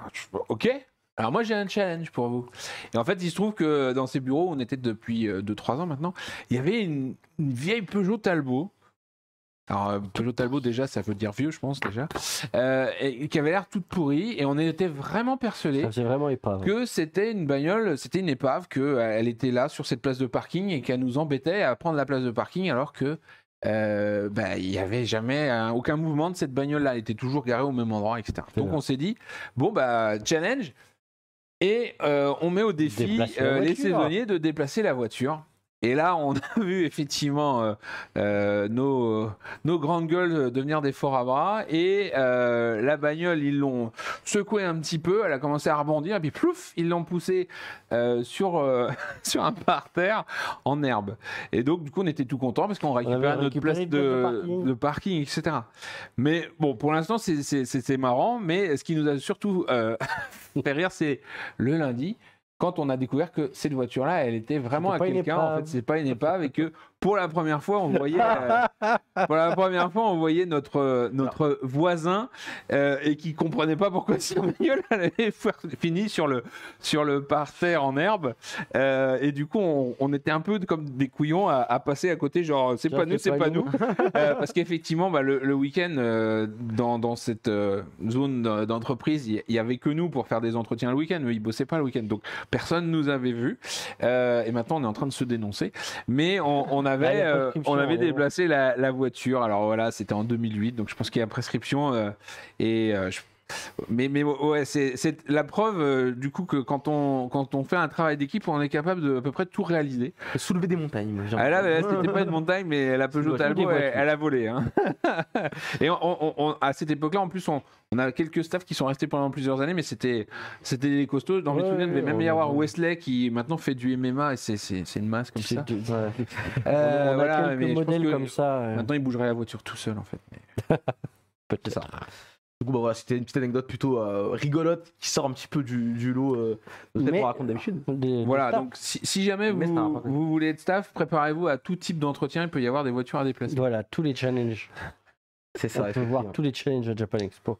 Allez, messieurs, dames, restez encore quelques minutes pour les annonces à Japan Expo. Mais juste avant ça, on vous fait gagner des jolies choses. Comme d'habitude, dans En route pour Japan Expo, il n'y a pas une seule émission où on ne vous a pas fait gagner quelque chose de sympathique. Cette fois-ci, c'est Hasbro qui est partenaire de l'émission. Donc pour ceux qui connaissent pas, c'est Nerf, c'est les pistolets en jouet. On va vous mettre une image à l'écran. Voilà, par exemple, ils font c'est pas ce genre de celui-là, choses. il est beaucoup plus gros. C'est pas celui-ci qu'on vous fait gagner. Mais alors qu'on essaie de nous tirer dessus, je vois derrière, mais c'est un fail et c'est tant mieux. Voilà, c'est un gros fail. Alors on a du coup trois nerfs à faire gagner, mais c'est des nerfs assez spéciaux, Oui. de ce que je comprends. C'est des nouveautés. C'est C'est Nerf. ça, les nouveautés. Dinosaur. Voilà, c'est là. Ils sont très très beaux. Hein, Dino Squad. Ils ont Non, vous ne touchez pas le pistolet derrière. Bravo l'équipe. hop, voilà le fail. Du coup, on vous en fait gagner 3. Ouais. 3 pour 3 personnes différentes. Pour ce faire, il va falloir participer dans le chat en écrivant tout simplement. Voilà, quelqu'un l'a deviné déjà. Nerf. Tout simplement. Bravo. Pink Bunny qui a été assez intelligent. Pardon, qu'est-ce qu'on me dit? Oui, Nerf. Plus malin pour réécrire. Oui, on recommence le premier là, qui a deviné. En Ah premier. oui, Pink Bunny qui avait mis Nerf, il faut qu'il remette Nerf. Faut le remettre parce que sinon il ne sera pas pris en sinon, compte. Dans le il est arrivé trop tôt. C'est ça. Donc, voilà, Nerf. Et après les annonces, on révélera qui a gagné. Il y aura 3 personnes. Qui ont Non, gagné. on le ramène pas à la convention. On joue à la maison. Voilà, on joue à la maison. Ah, d'ailleurs, juste j'en profite parce qu'il y avait une petite question tout à l'heure sur les répliques d'armes. Donc pour les cosplayers, effectivement, normalement les répliques d'armes c'est interdit. Si vous venez avec un sabre enfermé dans le fourreau, il n'y aura aucun souci. Après, les matières, selon comment vous allez faire les armes, etc., ça passera ou ça passera pas. Le problème qu'on a, c'est qu'on peut pas vraiment sans avoir vu l'arme, vous garantir. Donc c'est pour ça que souvent sur le site et dans les facs, on met que les répliques d'armes c'est niet, C'est parce niet. que les katanas, on sait jamais comment vous allez les fabriquer à l'avance. Certains nous parlent de plastique et arriver sur place, c'est des trucs vachement durs, d'autres c'est du plastique mou. Donc voilà, on a besoin on a besoin de prendre des précautions. Exactement. Très très bien. Messieurs, dames, je pense qu'on va pouvoir passer aux annonces que vous attendez. Est-ce qu'avant, on peut juste dire oui. que Nerf, en fait, ils étaient là en 2019 avec un super parcours, Ouais. et que si on fait gagner un Nerf ce soir, c'est qu'il y a de fortes chances que bientôt on confirme qu'ils reviendront. Voilà, parce que c'est un c'est un signe. truc qu'on adore, les Nerfs, nous.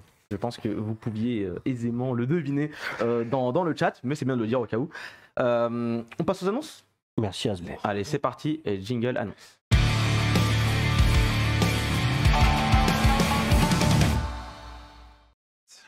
Chaque semaine, on vous fait de belles annonces concernant le festival Japan Expo. Cette fois-ci, on a pas mal d'invités à vous révéler encore une fois. Messieurs, je pense que je vais vous laisser tranquillement annoncer vos beaux invités et activités à Japan Expo. Alors, on commence avec Gili Gili Cuisine. Voilà, qui sont spécialisés notamment dans l'onigiri, qui vont vous expliquer comment faire cette boule de riz avec une petite feuille. J'ai faim. Cette petite feuille de nori et qui est fourrée de plein de goûts. Donc c'est à découvrir absolument. Et il y a 3 démonstrations qui vont se passer sur la scène Washoku, et dont notamment le Tsunamayo. Le qui fameux est, Tsunamayo. sans doute le meilleur onigiri qu'on puisse trouver, notamment si un jour vous allez au Japon, dans les combini, c'est formidable, et là, apprendre à faire à la maison. Super. Et pour les végétariens, ils ont aussi du Shiso Tsukemono, qui est assez Voilà. bon, mais moi, j'avoue, n'étant pas végétarien, un bon Tsunamayo, ça déchire. Ensuite, on a une association de cosplay, autour du cosplay plus exactement, qui va présenter sur son stand plusieurs activités, que ce soit de la couture, en allant jusqu'à la création d'un coussin Pokémon, etc., avec donc l'association Les 10 Lunes. Voilà, ils vont faire des initiations à la couture, donc, et aussi à la sculpture et à la broderie. Donc c'est vraiment très très pointu, et ça permettra de découvrir... Voilà, et on va même aller jusqu'à la création d'un porte-clés geek. Ouais. Sur leur stand, donc Ok. n'hésitez pas à passer le les voir. do-it-yourself en mode cosplay. C'est ça, il y a vraiment des trucs super sympas à découvrir sur leur stand. Ensuite, on a... j'ai pas tourné, il s'est recto verso. C'est ça, il y a eu On un a du jeu piège. vidéo. avec nos amis du Rétro du Cœur. Voilà. Donc association de rétro gaming évidemment, qui va venir sur Japan Expo avec un beau stand pour vous faire découvrir tous les jeux des années 80 jusqu'à 2000. Et il y a des concours et des démonstrations et de l'initiation. On fait du hands-on, on peut jouer et c'est non-stop pendant les 4 jours. Et notamment avec un tournoi sur Windjammer. Le fameux jeu sur Neo Geo, qui a toujours très un cher à succès. son cœur. Ouais, c'est ça. Ensuite, on est content de retrouver nos amis du collectif Vue du Japon. Un super collectif de vidéos avec lequel on travaille régulièrement. Voilà, qui est plutôt sur la partie traditionnelle du Japon, la partie touristique, etc. Et qui est toujours d'excellents reportages sur documentaires, sur les coutumes japonaises. À découvrir sur leur chaîne YouTube, bien sûr, mais aussi sur le stand qu'ils auront sur le festival où ils proposeront une exposition à la découverte du Japon, un safari photo et la diffusion des différentes vidéos qu'ils produisent sur les différentes chaînes du collectif. Voilà, et on avait travaillé notamment avec eux sur un documentaire sur les châteaux japonais et sur les mascottes. Ouais, et c'était franchement formidable. Et c'était franchement formidable. Donc, n'hésitez pas à aller sur leur chaîne YouTube et sur leur stand pendant le festival. Ça, c'est une forme de comeback, non? Ah non, nos amis d'AMV France, ils sont là tout le temps et ça fait partie des valeurs sûres parce qu'effectivement, le concours qu'ils organisent avec les diffusions d'AMV, etc., c'est toujours quelque chose génial. Qui attire énormément de monde. Moi, j'ai l'impression de retourner très en arrière quand on était avec Sébastien et Benjamin à regarder des choses. Mais maintenant, ça a tellement progressé en plus avec les techniques de montage moderne, etc. Les AMV, pour ceux qui ne connaissent pas, donc animé, musique, vidéo, on prend des images d'un dessin animé qu'on colle sur une musique qui ne vient pas forcément du dessin animé en question et on en fait un vrai clip. Parfois, c'est même très poussé avec du lip sync et des choses comme ça. C'est extraordinaire. Il faut absolument aller découvrir ça. Et là, ils vont faire des initiations au montage. Et ils vont aussi faire des animations sur fond vert avec de l'incrustation en live et de la création d'AMV en live. Ok, très bien. Super. On continue ?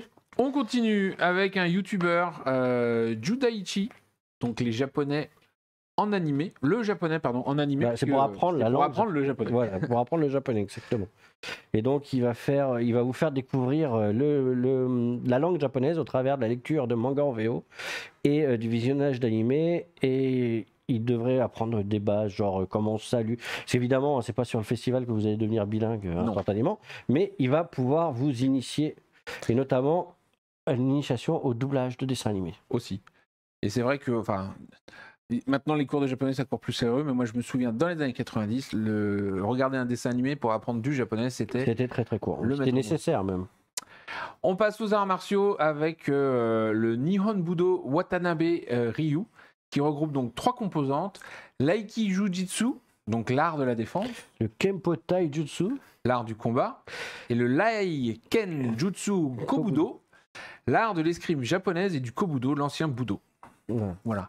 Donc c'est des trucs vraiment super sympas. Donc ça, on a dans les espaces Budo des énormes tatamis où vous pouvez venir voir des démonstrations, participer à des initiations et chaque association a un temps. Donc si vous voulez démonstration, initiation pendant les 4 jours. Voilà. Si vous voulez spécifiquement une discipline, pareil, vous regarderez sur le planning, vous verrez le créneau, là c'est du karaté, là c'est du aiki jujitsu.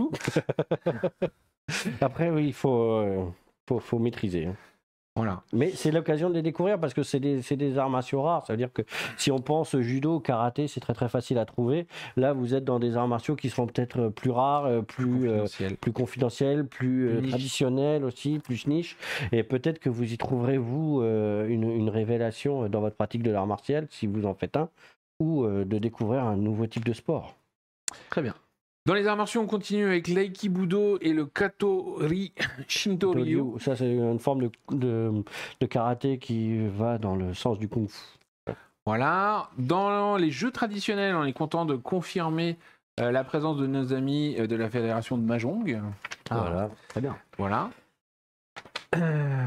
Et des conférences importantes, n'est-ce pas ? Puisqu'il s'agit de définir qui est le manga préféré des Français. Et donc ce sera One Piece versus Naruto. Une conférence basée sur une étude menée par l'IFOP, Donc ça devient très très sérieux, et qui sera animé par Jean-Philippe Dubrul et Paul Séville. Voilà, et c'est assez intéressant de voir que maintenant le manga est arrivé À un point. à un tel point que même les instituts grand public comme l'IFOP en parlent. Alors, là, on va vous parler d'un invité japonais, un grand monsieur. Franchement, moi, j'ai été ultra heureux d'apprendre qu'il allait venir, puisque c'est quelqu'un qui fait vraiment partie, à mon sens, de l'imagerie de la pop culture japonaise. C'est un peintre, et c'est le peintre qui est derrière les affiches de films comme Godzilla et tous les kaiju qu'on a pu connaître. Fan de kaiju. Donc les affiches, effectivement, maintenant, on a beaucoup de choses qui sont faites par numérique, mais dans les années 50, 60, tout ça commence par des vrais illustrateurs qui font de la peinture et autres, vraiment traditionnels. Et monsieur donc Yuji Kaida sera parmi nous, et on va pouvoir présenter son travail. Il a derrière lui une carrière extrêmement Godzilla, longue. Ultraman. Voilà, il a fait du Gundam, il a fait du Evangelion, etc. Donc toujours en peinture, avec un style, parce que on ne sait pas encore son âge au monsieur, mais c'est vrai qu'il est actif dans le milieu depuis 1978. Et donc il a une carrière derrière lui qui est magnifique, et on espère pouvoir vous présenter tout ça au travers des conférences, des dédicaces avec lui. Pour les fans de kaiju, de tokusatsu, etc. Il est vénère, le monsieur, exactement. Voilà, c'est un grand monsieur. C'est des gens qui sont hyper précieux parce qu'ils se déplacent pas souvent sur les conventions. C'est clair qu'il faut en profiter de ce genre d'invités qui sont très très précieux. Et en plus, on l'a pas encore rencontré, mais il a l'air très très sympa. Et il a même travaillé sur des choses pour pas que l'industrie japonaise, puisqu'il a fait du Transformers, il a fait du Star Wars, du King Kong, etc. Donc non, c'est un grand monsieur. Pour ceux qui connaissent un peu les affiches de cinéma japonais, c'est vraiment un des grands noms. Ouais, quand vous voyez les artbooks qu'il fait, on se replonge tout de suite automatiquement dedans. Si vous aimez le Japon, vous aimerez rencontrer Monsieur Kaida. Ça va être un plaisir de le rencontrer à Japan Expo. Donc profitez-en. Ce genre d'invité, c'est vraiment des petites pépites. On continue. Alors, on a les premières infos sur l'espace Wabi Sabi. L'espace Wabi Sabi, c'est ce grand espace qu'on trouve au fond, à droite du hall 5A, à côté de la scène Sakura, avec tous les artisans qui viennent nous présenter de la poterie, de la calligraphie, des éventails. Enfin, il y a vraiment de tout, puisque la dernière fois, ils étaient 80, et que cette année, on attend. Plus nombreux. Mais ils devraient être plus nombreux. Donc ça, c'est vraiment génial. Et là, on a déjà, en fait, le programme des artistes qui les accompagnent. Parce que souvent, ils viennent avec des artistes. Et là, on va pouvoir vous parler donc du programme de la scène plutôt Sakura, donc la partie plus traditionnelle, avec le retour de nos charmants danseurs de Awa Odori, Takarabune. Donc voilà, alors eux, c'est vraiment une troupe assez iconique. Les dernières fois, on les a même eus sur la scène Ichigo, avant les cosplays, les grands événements. Et ils mettent le feu, même quand il y a 10 000 personnes dans la salle. Donc, et vous allez sur Sakura, vous les voyez danser, et en 5 minutes, vous avez envie de danser avec eux, parce que le Awa Odori, c'est une danse hyper traditionnelle au Japon, des fêtes d'été. Et c'est un peu la danse des fous, donc c'est des mouvements qui sont très spécifiques, très marrants. Et c'est hallucinant à voir et c'est hallucinant à pratiquer. C'est très sympa. Très bien. On passe au Katanaya Ichi. Donc ça, c'est une équipe de sabreurs. Ils vont venir faire des démonstrations de combat au katana. Voilà, c'est très chorégraphié, c'est très spectaculaire. Et ils mélangent le aïkido et la danse. Voilà. Donc ça, on avait déjà eu le plaisir de les découvrir, mais ils nous font l'honneur de revenir cette année. Donc si vous les avez ratés, c'est l'occasion. Toujours en partenariat avec Wabi Sabi, on va avoir Akara, donc un groupe de rock japonais, mais avec des instruments de rock traditionnels. On a vu du mélange avec le shamisen, avec la flûte. Mais là, pour la première fois, on aura un groupe de rock avec du koto. Avec du shakuhachi, avec ah non, c'est pas du shakuhachi d'ailleurs, c'est de la flûte de no. Autant pour moi, le nokan. Pardon ? Le tsuzumi, le tambour. Le tambour et le shinobu. Donc c'est super sympa parce qu'en fait c'est du rock, mais avec des instruments japonais traditionnels. Donc ça, c'est une nouveauté. Avec le koto, ça peut donner ça va être super. Hyper, Pour ceux qui connaissent le shamisen avec les Yoshida Brothers, je pense que ça peut être très sympa. Ensuite, on passe à Katsumi Sakakura. donc qui mélange la danse Et le karaté. et le karaté. Voilà, ils vont faire ils vont être sur scène et pareil, c'est des shows qui sont hyper emportés. C'est à voir, c'est des curiosités et c'est des gens qu'on a la chance de recevoir alors qu'ils naviguent. Ils vont dans le monde entier pour partager leur passion et notamment passer les messages des arts martiaux japonais au travers des spectacles. Voilà, puisqu'ils mettent en avant les valeurs de le mouvement, le rythme et l'esprit en fait. Voilà. Donc c'est vraiment toute une philosophie au-delà d'être un spectacle. On continue avec Hiroshima Bushotai, donc alors comment on peut appeler ça, un groupe de samouraïs Ouais, c'est ça. chargé de la promotion du château d'Hiroshima. Et Ouais, donc bah, du qui coup vont. qui vont venir, vous allez pouvoir contempler les armures sont juste magnifiques. Et voilà, on aura la En fait, chance de les c'est accueillir. eux, ils sont dans le château à Hiroshima et ils font, vous savez, toutes les animations quand on visite le château, c'est super sympa. Et là, ils viennent les reproduire sur scène en espérant vous donner envie d'aller jusqu'à Hiroshima pour visiter le château en retour. Toujours dans la musique traditionnelle mais moderne, on a Kuniken. Donc on avait tout à l'heure un groupe de rock avec du koto et tout ça. Là, c'est le shamisen, la fameuse guitare à 3 cordes japonaise. Et donc ce duo-là devrait vous épater parce que franchement, nous, on les a vus. Il y a énormément de rythme et tout, ça déboîte. Ça déchire.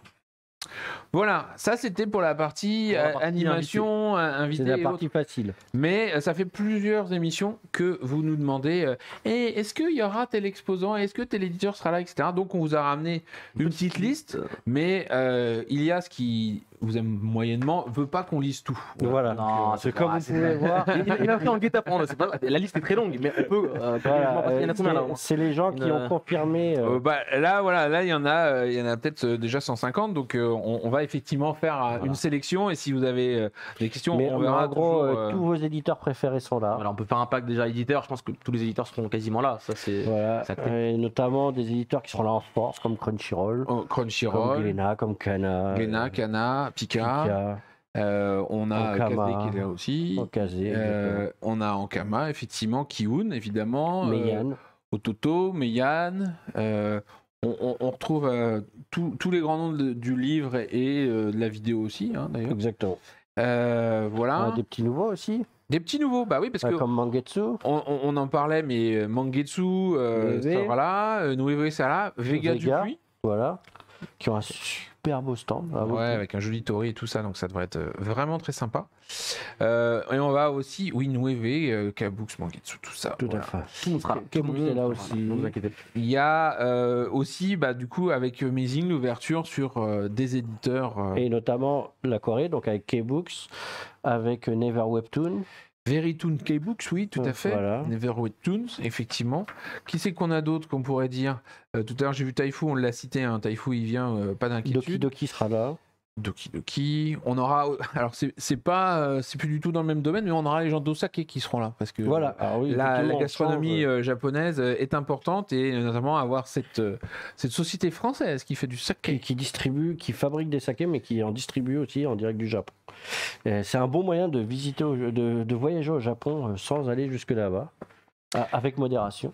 Mais du coup, on va bientôt vous mettre cette liste-là. Je pense que d'ici 15 jours, 3 semaines, on aura une première liste qu'on pourra mettre en ligne et vous diffuser. On y travaille, mais simplement, il y a tout un jeu administratif où il fait effectivement qu'ils aient rempli tous leurs dossiers, qu'ils aient payé leur stand, etc. avant qu'on les annonce. Donc, mais au fur et à mesure qu'on va avoir les noms. Ils sont là, ils sont au rendez-vous, ils sont pressés. Et Soleil Manga aussi, Isan Manga aussi, Omake Books aussi. Tout le monde, absolument tout le monde sera là et ça va être une grande fête pendant 4 jours, hein, je rappelle, du 14 au 17 juillet. Pour le jeu vidéo, il faut attendre un peu. Pour le jeu c'est vidéo, toujours un peu plus tard. D'accord, ok, super. Kiyomiku, je sais pas, tiens. Kiyomiku. Il y a Nazca Edition qui sera là. Oui. Ok. Mais Komiku, non, je ne les ai pas vus. Ils n'ont peut-être pas encore finalisé tout ça, mais ça ne saurait tarder. Donc voilà, puis il y aura des petits nouveaux, des anciens. Et tout à l'heure, il y avait une question sur les étrangers. Il y a quelques complexités avec la crise sanitaire et la guerre en Ukraine, évidemment. Il y a aussi quelques complexités pour les exposants anglais, parce qu'avec le Brexit, tout d'un coup, la venue en France de marchandises, ça, on n'avait pas anticipé, mais c'est plus compliqué. Parce que effectivement, tout d'un coup, les douanes compliquent vachement l'import de produits venus d'Angleterre. Donc, on en aura quelques-uns en moins à ce niveau-là. Voilà, mais grosso modo, vous inquiétez pas, à peu près tous ceux que vous pensez y voir, ils seront. Et on mettra de toute façon la liste de tous les exposants en ligne. Sur le site. Japan Expo. Sur l'application mobile, ce qui vous permettra de préparer pareil, votre déplacement sur le festival. Décidément, pas mal de choses, pas mal d'annonces cette émission, cette semaine. Le nouveau logo de Japan Expo, moultes invités et exposants qui seront là le jour J. Ça va vraiment être top, je pense. Là, et on y arrive, vraiment, Japan Expo. Là, on est déjà au mois de mai. Mois de juillet, ça arrive incessamment sous peu. On va quand même faire le résultat, excusez-moi, du concours Nerf avant que j'oublie, parce que j'ai fait oublier. Si on peut me donner les noms des 3 personnes qui ont gagné du coup le Nerf Dinosaure, c'est ça, si je ne dis pas de bêtises, qui est assez stylé, j'avoue, il est sympathique. On a 3 gagnants du coup, il fallait participer. En attendant les noms, on peut parler d'un autre concours qui n'est pas là, mais qu'on a en ligne actuellement, c'est le concours d'enveloppe. Et c'est un concours qu'on aime beaucoup. Sur une thématique où effectivement il faut simplement pour y participer nous envoyer une enveloppe dessinée et vous avez plein de choses à gagner comme des places à Japan Expo. Faut vous lâcher, c'est de la pure créativité. Et c'est super, parce que le matin quand on ouvre la boîte aux lettres, tout d'un coup on a... Voilà, ça nous fait plaisir et du coup... on a reçu un phénix, une enveloppe phénix avec des plumes de phénix et tout, c'était juste magnifique. Donc très bien. N'hésitez pas, autre moyen de gagner des choses. Alors, là, on va parler des nerfs, on mais voit que le blanc de on la n'a toujours page. pas les noms, donc on va pouvoir meubler encore un petit peu, mais à force, on va aller chez Ikea, ça sera plus simple. C'est ça, normalement. C'est ça le prochain partenaire. C'est toujours blanc, mon cher ami, donc... on ne voit rien. Nous mettre on peut le dire peut-être à voix haute ou l'écrire dans le chat. Sinon, tu l'écris dans le chat, c'est bien. Parce mais que là, on a juste une page blanche. Je pense que c'est parce qu'en vrai, derrière, ils veulent les garder pour eux, alors que ce n'est pas possible. Avec leurs bêtises. Mais voilà, on peut du coup imaginer que Hasbro, qui était partenaire de cette émission, sera potentiellement là à Japan Expo. Ils ont pas tout à fait finalisé, mais voilà, on aura le plaisir de vous le confirmer bientôt. Ça va être très très cool. Je ne vois toujours pas. Delcourt, Soleil, Tonkam, Meian. La fenêtre blanche est devant le chat, donc on peut pas marqué, c'est enregistré, ne pas enregistrer et annulé qu'on gagne. C'est super. On ne voit malheureusement plus rien, mais vous les avez dans le chat. Voilà, je ne sais pas. Kitsune 0717 qui a gagné. Silwanias et Luc Zardos. Voilà, vous avez gagné tous les 3. Vous êtes dans le chat, vous nous contactez directement sur le compte privé, en message privé sur Twitch, et on vous donnera tout. Néo 01 toujours pas. Il reste encore des émissions, faut tenter, faut garder l'espoir. On va peut-être faire une émission spéciale pour Neos. Non, Hiro Meshima ne sera pas présent au festival. Là, il y a un monsieur il est déjà venu 2 fois en plus. Donc voilà, il est venu plusieurs fois. On l'adore. C'est un gars qui est assez formidable. Mais là, il ne sera pas là. Très bien. On se donne rendez-vous du coup ensemble le lundi 14 mars, du coup dans 2 semaines pour la prochaine émission en route pour Japan Expo. Si vous avez loupé peut-être le début de l'émission, c'est possible, vous nous avez rejoint en cours de route. La rediffusion de l'émission complète sortira lundi prochain sur la chaîne YouTube de Japan Expo. J'espère que vous avez passé un très bon moment avec nous. J'espère que vous aussi, vous avez passé un bon moment avec tout le monde à répondre aux questions et à parler de tout ça. Est-ce qu'on se donne rendez-vous du coup très très vite, on se donne rendez-vous dans 2 semaines ensemble, messieurs. 14 mai, oui, pas 14 mars. J'ai dit mars 14 mai, excusez-moi. 14... Non, c'est 14 C'est le 23. C'est le 23. Je suis à côté de la blague. Voilà. Il est fatigué. Voilà. Je n'ai pas la bonne date, malheureusement. Bon. On a dépassé. Là, il est en train de nous lancer un message. Vous avez dépassé de 8 minutes, les gars. C'est le 23 mai, excusez-moi. J'ai dit le 14 mars, c'est le 23 mai. Parce qu'il veut reprendre. Il y a certains trucs dont il n'est pas content. Il veut qu'on revienne en arrière pour les modifier, etc. Allez, quand tu veux. On fait comme ça, si vous voulez. Du coup, j'espère que vous avez passé un bon moment. Bon, en tout cas, c'était vraiment. Merci à vous. Bravo à ceux qui ont gagné, quand même, les nerfs. Bien sûr, bravo à vous. Et tentez votre chance quand même dans 2 semaines pour un nouveau cadeau. Merci d'avoir été là. On en reparlera très très vite. Suivez sur les réseaux sociaux, Japan Expo partout, Facebook, Twitter, Instagram, etc., etc. Il y a des choses qui sont annoncées aussi là-bas, pas mal de choses qui sont communiquées.